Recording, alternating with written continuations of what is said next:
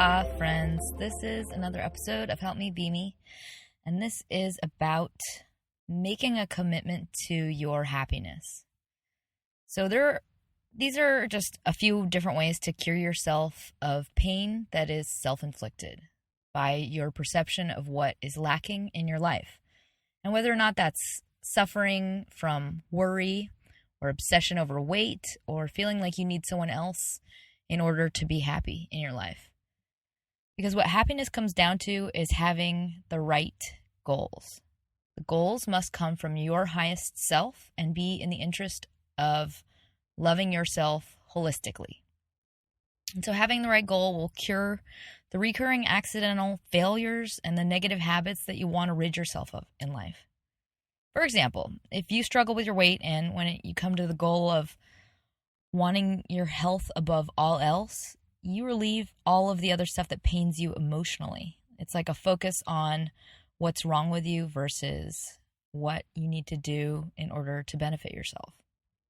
And as a byproduct of this goal, you'll gain a healthier body and lose the weight. Plus, you don't have to suffer and loathe yourself in the process. So imagine a scenario where, you're dying and you need your health so badly that it becomes your goal, and the fat is irrelevant because it's just about your focus on health. It puts everything in perspective.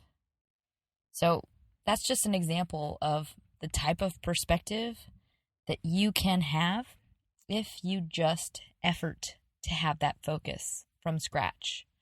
And it's by just spending some time bonding with yourself and making a commitment to yourself to be nice to yourself and take care of yourself for the purposes of your health, your happiness, and your well-being. To love yourself no matter what, unconditionally, and champion your success as a person in the right ways, not the unhealthy ones. Because even if it doesn't seem like it, what I am suggesting results in your goal. A lot of us, myself included, tend to get sucked into the habit of playing catch-up. So fixing the results of a negative pattern that's being driven by fear and then pain versus your highest goal for yourself. And that's when you can end up getting into the kind of superficial or temporary effects of playing catch up. And that's at the cost of your ultimate well-being. So you kind of take shortcuts, or you take it out on yourself or your health just because you're trying to force a certain outcome to happen. So the problem is, in the long term, those aggressive catch-up actions, they don't fix the problem, which is the thought process.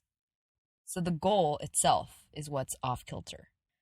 Today, I want to invite you to think bigger and think higher, so that the fears and the kind of catch-up fixes are not what motivate you. I invite you to decide based on the best and most positive ultimate reasons how you decide to be, who you decide to be, and then ritualize and formalize that as like a promise to yourself. Because yes, becoming your ideal self takes deliberate focus, work, and effort, but as long as you remain focused on what it is you truly want for yourself, holistically, and from your wisest self, you let the rest of the pain and the worry and the suffering go. Because all that self-hate and self-criticism is optional. With the right goals, that worry and suffering just goes away. So imagine yourself from another person's vantage point, a total stranger, let's say from another country. So if they're looking at what you see as your problems, your issues, your shortcomings, they would see that your problems are not as evident as you think they are. So they might see that you could be completely happy with the amount of money you make, that you could be completely happy with how you look, that you should believe that you're beautiful, that you should believe you're successful, because whether or not you know it, you can be happy as you are right now. You don't have to change anything. It just means you have to make a decision to focus on the truest goal for yourself, meaning what is in your best interests as a person holistically. So I keep saying holistic, but it's true. So let's just get started. So this is a reflection exercise that I recommend you write down in a journal or just maybe on your phone. But don't rush it. Just take your time, because you're going to think about who you want to be as your ideal self. So how you want to live and how you want to feel about yourself. And this should be the self that does not suffer from the trivial issues, like my ideal self stays at 110 pounds. That would be the kind of self that has to think, that's like the catch-up self that's stuck in like the trivial details. So the ideal self would be more aligned with, I want to be in perfect physical and mental balance, or I want to feel great physically, or I want to be completely mentally and emotionally balanced. So whatever it is, think about it and write about what it is you want for your life so that you will be the happiest, whatever those statements are. And once you have that list, just reduce that list to its simplest and most elegant form. So maybe 2 or 3 sentences. So this statement will be what you use to guide whether or not you should be upset about something. So whether your actions you are aligning with this statement is a measure of how well you're doing, because these 2 statements or 3 statements are a reflection of your highest values as a person. So this statement I'm going to call your mantra, because it defines how you should act based on every factor or hurdle you approach in your life. And this is your truth.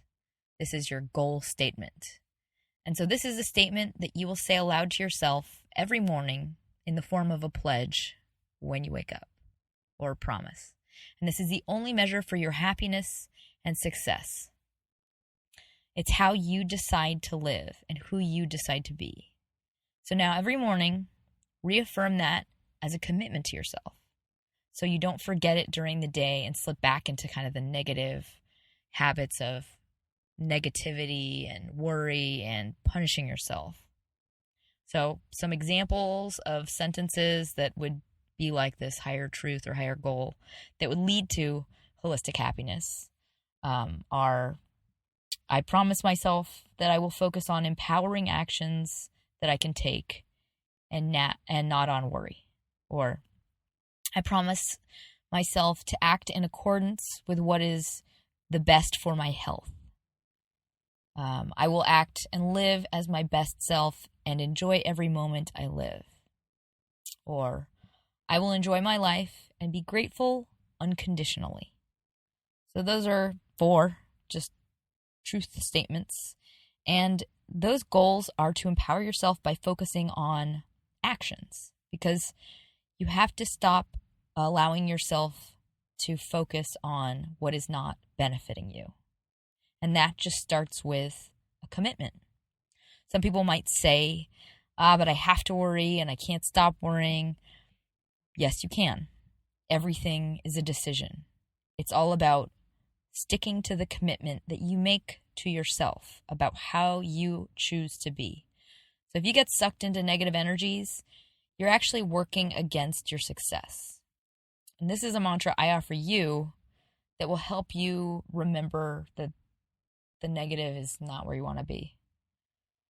Just quite simply, stay away from the dark energies, which means do not let fear or darkness or negativity motivate you or drive your actions.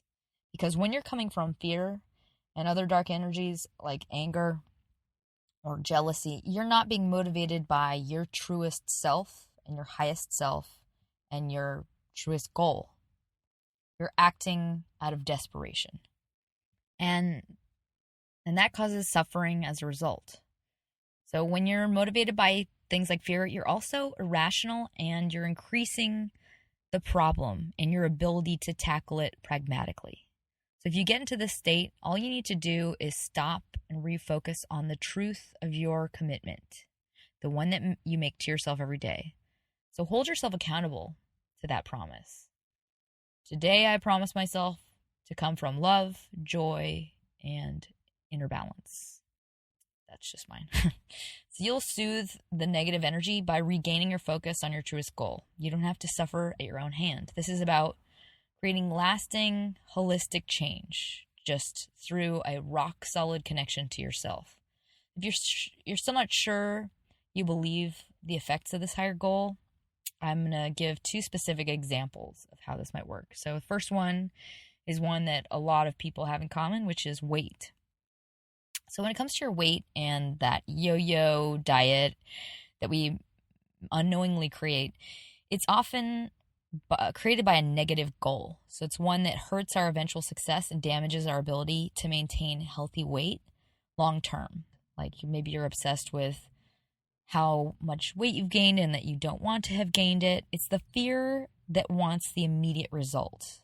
So the pain is what will push you to want it at any cost.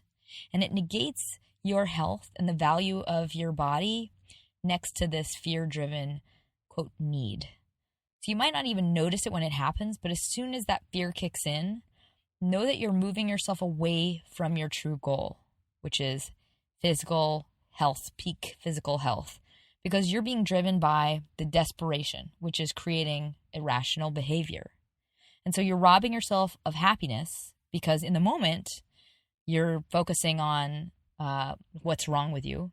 And you're also moving yourself away from being able to take productive action.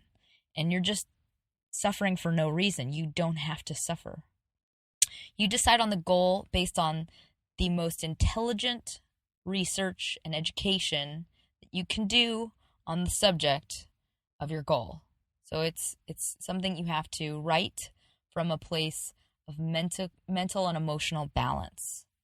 And it should be in favor of the most important element in the equation, which is your health and well-being. So if you're not coming from that place, you might have some other issues that you should examine, specifically why you don't value your health and well-being, why that is not on the top of your list, because it should always be on the top of your list.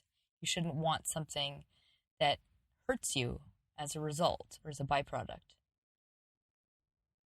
So once you educate yourself about your body and health, and then the decisions you make for yourself and how to structure your life will just come from an empowered and rational position. So your health is the primary goal. That is the bar for success, and whether or not you should be upset or worried or anything, the only thing you're measuring your success by is your health. The health becomes the guide for every action you take. And it's not about punishing your body. It's not about starving yourself. It's about long-term holistic success. For example, if you've been losing weight by just not eating during the day, but you're still going out at night and you're drinking a ton, even if you might be getting the weight results that you want, in 10 years from now, your metabolism is going to be shot. And you've been living on adrenaline and you've been spiking your blood sugar. So it's, even though you think you're getting what you want now, it's actually working against your goal because it's relying on an imbalance and it's compromising your long-term health.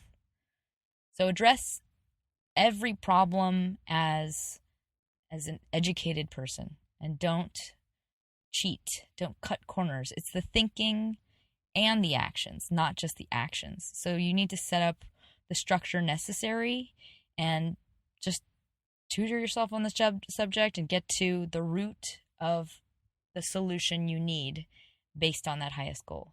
So happiness and well-being is about healthy thinking and then the corresponding actions based on that thinking. So the most important part of it is, if you're going to do the work, do the right kind of work. Because you shouldn't be coming from a desperate place, and you shouldn't be putting a timer on your happiness in life. You need to take the time you need to do it right and allow yourself to stumble a little bit and get back up again and just make sure you're taking the right steps. And what happens is, when you're coming from a place of your own best interests, when you're serving your highest goal for yourself, self-bettering becomes enjoyable. So when you're bettering your life, it feels empowering and it feels like loving to yourself. It makes you feel wonderful, and even like a fitness regime will feel like a positive and voluntary empowering thing. It's not disempowering or scary. If you're struggling with weight, I say make your goal about health and balance. And that'll be what creates that permanent, perfect body and whatever goals you think you have. Plus, you'll get to enjoy your life right now. The weight is the byproduct of the mindset. So if this is something you suffer from, I just want to ask you first to mentally decide that you are worth happiness, because a lot of the body betrayal stuff comes from believing that our happiness is less important than the physical outcome. And that is a really unhealthy thought process because it's working against even your superficial goal. Think about it and really challenge yourself, because if something's not working about the way you're living, it's a sign that something needs to change. And so I would start at the bond that is lacking with yourself. So that was a lengthy example one.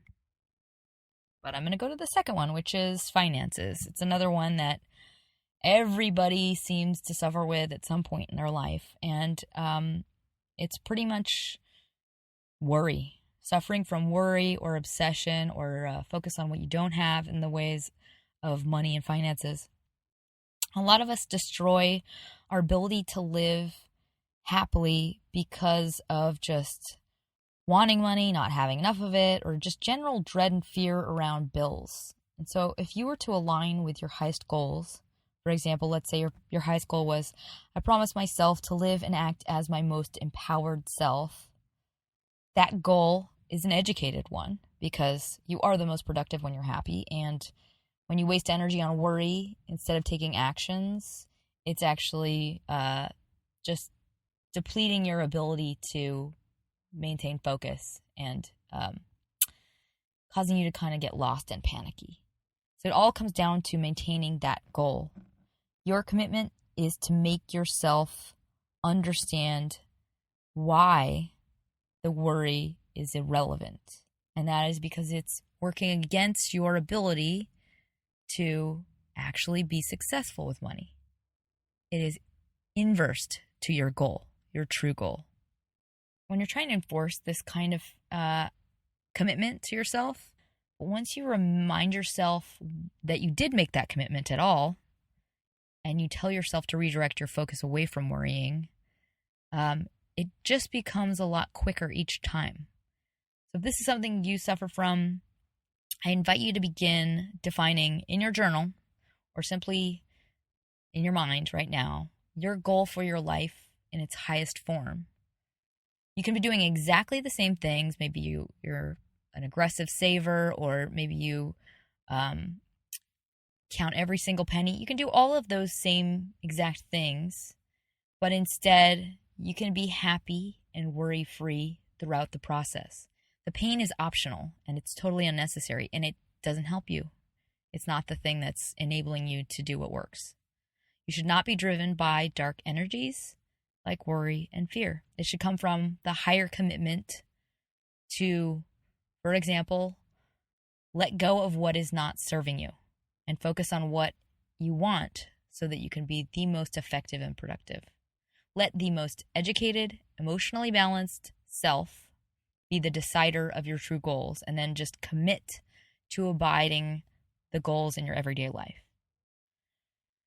So in my life every day, when I say those commitments to myself first thing in the morning, it's just a way to remind yourself everything is decision. And whenever, no matter what hurdles come up in your life, you get to decide, am I going to act as the person who lets that take me down, or am I going to act as the person that is going to be happy and grateful no matter what I go through in life? I always have the choice. This is about you allowing yourself to be successful and not blocking yourself with disempowering thoughts and negative catch-up cycles. Because when you're positive, you're rational. And when you're rational, you call the shots because you are effective, you're pragmatic, you're in control. Your energy should be put toward only what benefits you in your life. And once you have your mantras and your personal commitment statements, those goal statements written down, regardless of the subject, repeat them to yourself every morning when you wake up. Because those are the promises that you make to yourself to honor yourself.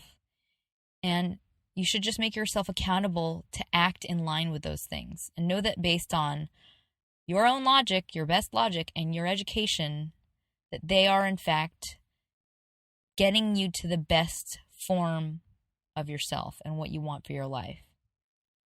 They are the truest guide to how to live and make positive change. So don't allow anything else to steer you. So if you do start to get off kilter, just fill your mind with more positive education and reaffirm to yourself empowering actions that you can take. And I know it takes maintenance, so be diligent about that promise that you make for yourself and reaffirm it every day. Make sure you're following up with it. So don't let yourself start to slip back into the negative habits. And the reason I'm even recording this is because I had that same epiphany today, and I wasn't acting in line with my highest goals, and it sneaks up on you sometimes. So I felt compelled to share it. The most important point I want to make is that you don't have to suffer. You just have to decide that you're not going to. And so you can be the most effective and successful. And you can also be happy today. Don't rob yourself of your life. Don't put that on hold or push it to the future. Don't make it conditional, because you're the author of your life's course and you get to choose the highest goals for yourself. And when you do the work based on those goals, it will be holistic and it'll be lasting. So it's something you won't have to do again and again. So choose the right work and do it right and enjoy today as well. I hope this has helped you in some way. And as always, don't forget to smile.